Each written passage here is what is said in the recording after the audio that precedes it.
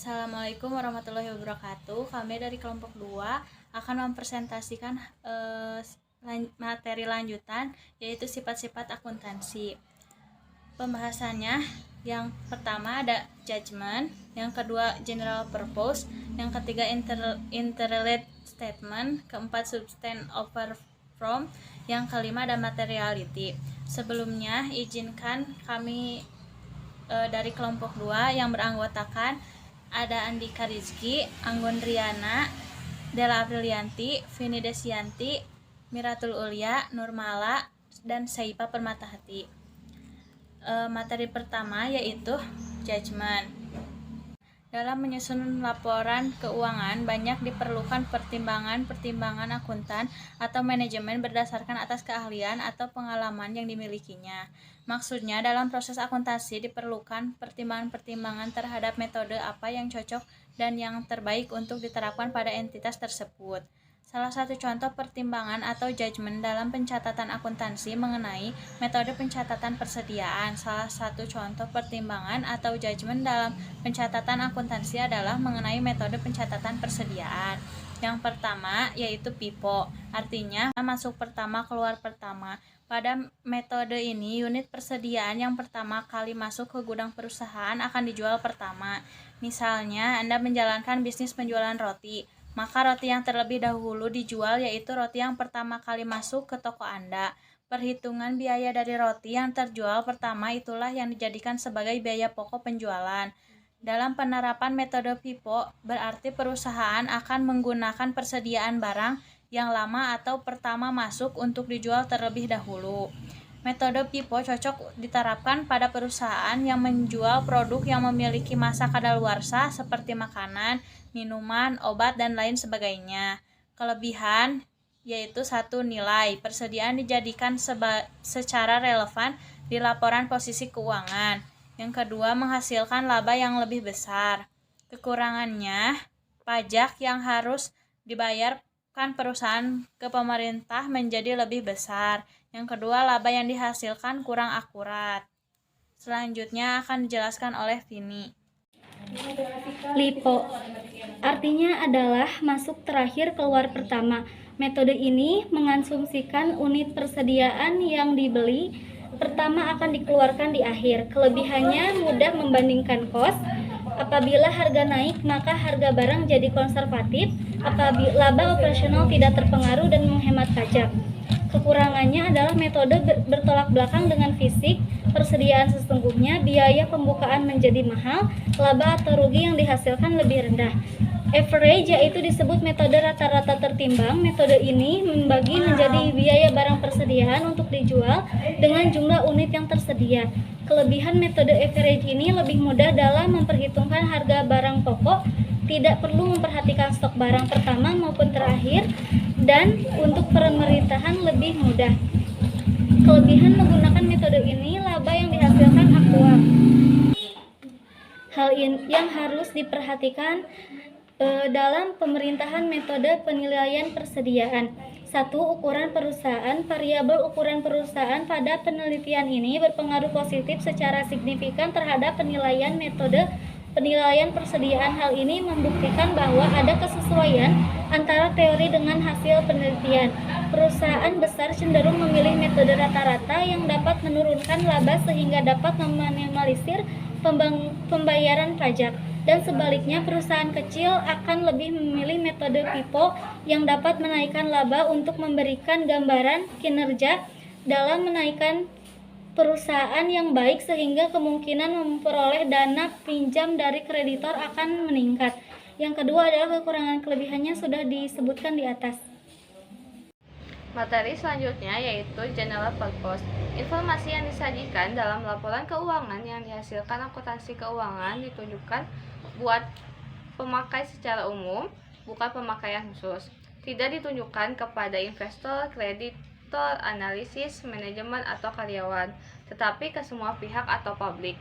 Maksudnya adalah laporan keuangan yang disusun oleh perusahaan harus bisa digunakan untuk berbagai keperluan tanpa memerlukan modifikasi yang berarti.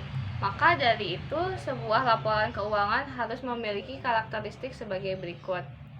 Yang pertama yaitu harus relevan. Relevan maksudnya adalah laporan keuangan di dalamnya harus memuat informasi yang dapat memengaruhi keputusan pengguna dengan membantu mereka mengevaluasi peristiwa masa lalu atau masa kini dan dapat memprediksi masa depan. Selanjutnya akan dijelaskan oleh Saudari Anggun.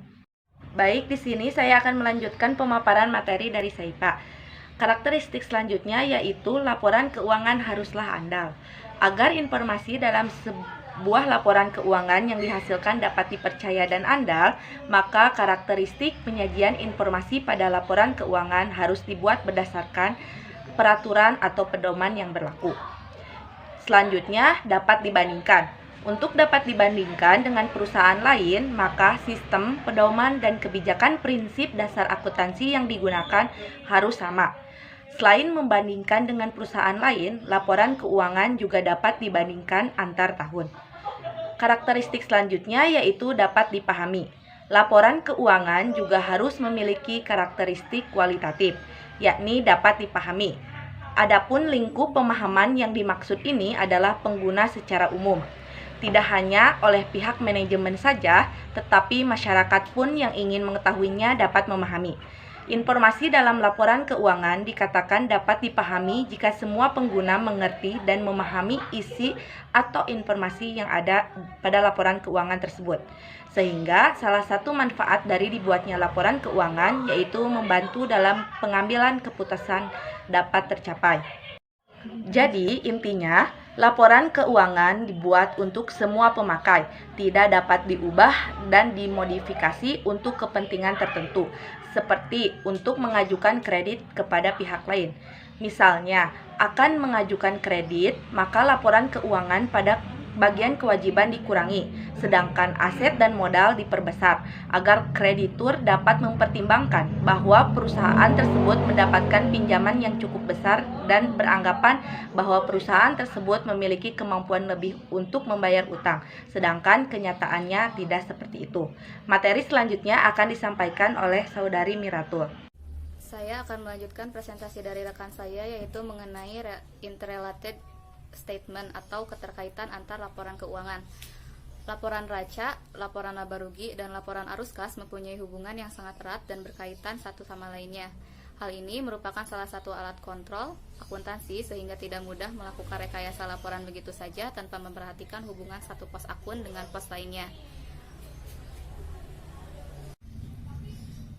Berikut disajikan grafik keterkaitan antara laporan laba rugi, laporan perubahan modal, laporan raca, dan laporan arus kas. Yang pertama, hubungan antara laporan laba rugi dengan laporan raca. Pendapatan dan biaya yang disajikan dalam laporan laba rugi mengakibatkan perubahan modal dalam aktiva dan kewajiban dalam raca. Lalu, nomor 2, menjelaskan keterkaitan antara laporan laba rugi dan laporan perubahan modal. Nominal laba atau rugi bersih akan mengalir ke dalam laporan perubahan modal dan merupakan faktor penting yang dapat mempengaruhi saldo akhir modal. Lalu nomor 3, saldo akhir akun modal dalam laporan perubahan modal akan memberikan kontribusi dalam raca dengan jumlah yang sama. Yang keempat, hubungan antara neraca dan laporan arus kas. Saldo akhir kas dalam laporan arus kas sesuai dengan jumlah kas yang disajikan dalam neraca. Lalu nomor 5 menjelaskan keterkaitan antara laporan laba rugi dengan laporan arus kas. Arus kas dari aktivitas operasi dalam laporan arus kas mencerminkan efek kas dari transaksi-transaksi yang termasuk dalam penentuan laba bersih. Rekonsiliasi laba bersih dan arus kas bersih dari aktivitas operasi disajikan sebagai bagian dari laporan arus kas. Lalu nomor 6 menjelaskan aktivitas investasi dalam laporan arus kas mencerminkan arus kas positif dan negatif dari perubahan saldo aset yang berakhir pada saldo termasuk dalam saldo neraca. Nomor 7 menjelaskan arus kas dari aktivitas pendanaan dalam laporan arus kas mencerminkan arus kas positif dan negatif dari hutang dan ekuitas transaksi pembiayaan. Akhir dari periode saldo utang dan ekuitas disajikan dalam neraca. Selanjutnya akan dijelaskan oleh Andika.